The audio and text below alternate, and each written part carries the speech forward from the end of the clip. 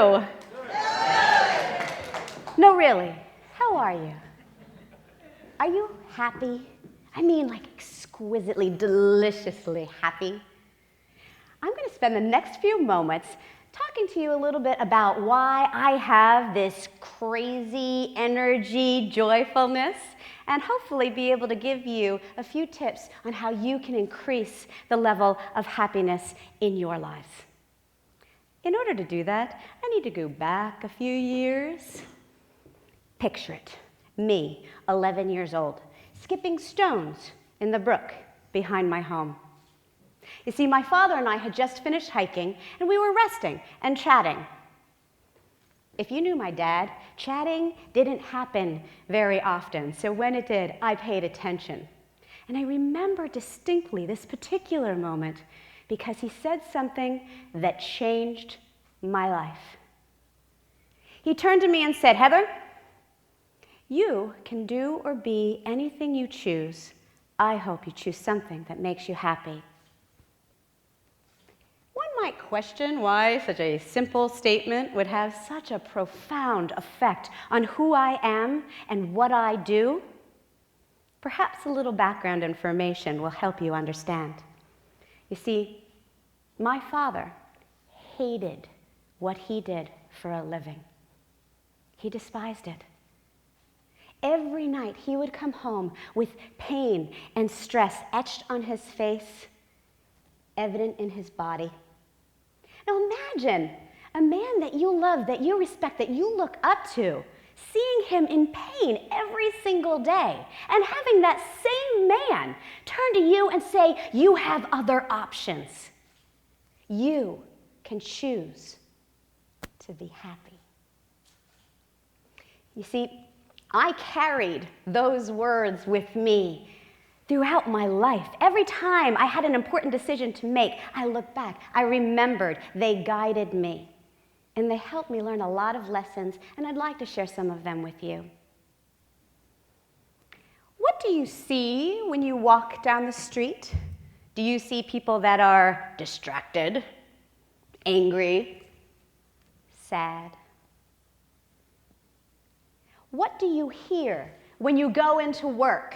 Do you hear complaining, gossiping, backstabbing?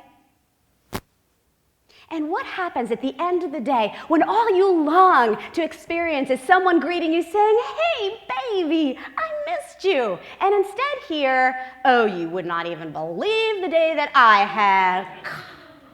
When you take in all of this stress, frustration, discontent around you or within you, one might come to the conclusion that we as a species just don't want to be happy. No, I don't buy it. I don't believe it. I believe that at our core, at the very essence of who we are, we long to be happy. We just haven't been given all of the strategies or tools on how. That's why every keynote, every product, every coaching session that I do involves helping people understand what they really want in life, how they can achieve it, and then how they can share their gifts with the world. I have a 5-step process that I use, but I only have time to share one of the steps with you tonight. But it's a good one. You're going to love it. It's about relationships. The quality of your life is determined by the quality of your relationships. It's that important. I mean, think about it for a moment. The ability that you have to connect on a deeper, more meaningful level in your business relationships is what will ignite your income.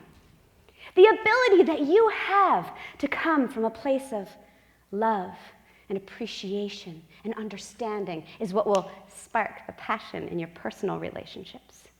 And the understanding that the relationship that you have with you is what will light the flame that makes everything else possible. Your relationships are what it's all about. I have 3 boys that I produced in a matter of 18 months. And for those of you who are kind of figuring that out, yes, I had twins. The interesting thing about brothers, they have a very odd relationship dynamic. I can tell you that these boys will whap each other upside the head just simply for breathing funny. I'll also tell you that if anyone else in the world even thinks about doing such a thing to their brother, they're going to stand up and protect him. One of my sons recently drew me a picture. It had this little flower with a face on it that he said was him. And then there was a bigger flower that to me looked like it was crying, and he said that was me. And I asked, baby, why is the mama flower crying?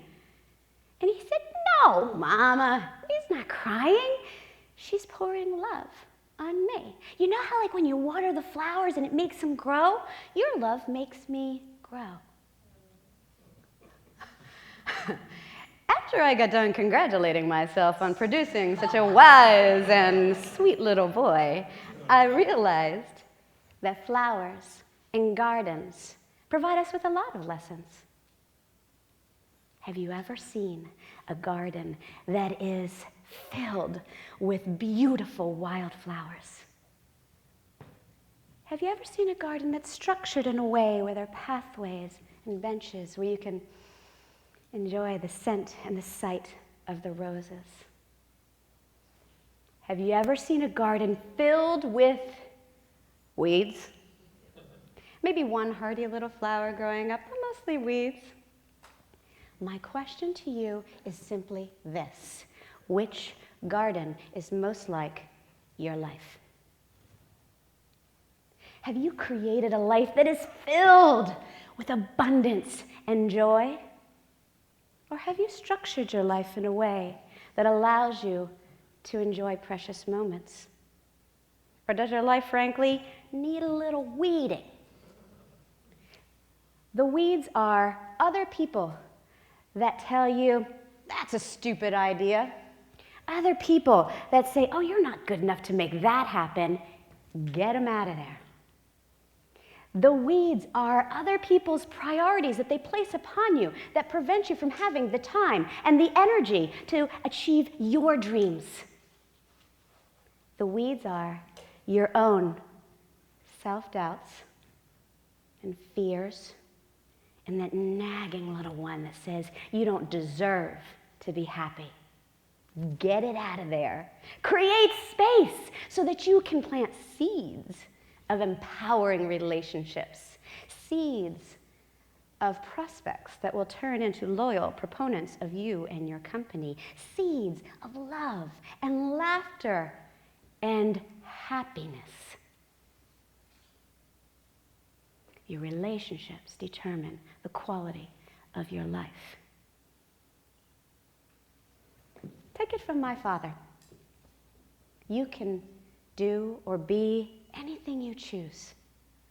Choose to be happy.